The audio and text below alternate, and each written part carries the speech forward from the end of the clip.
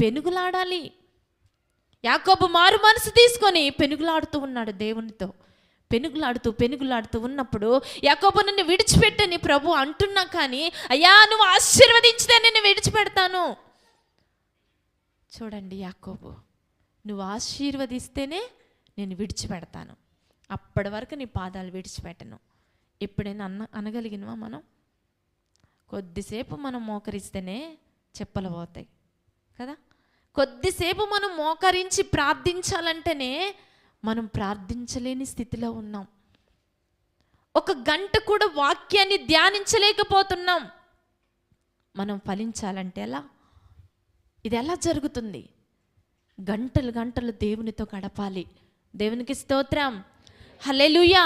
ఎప్పుడైతే నువ్వు గంటలు గంటలు వాక్యాన్ని ధ్యానిస్తూ ఆయనతో సహవాసం చేస్తూ ఉంటావో అప్పుడే ఫలిస్తావు.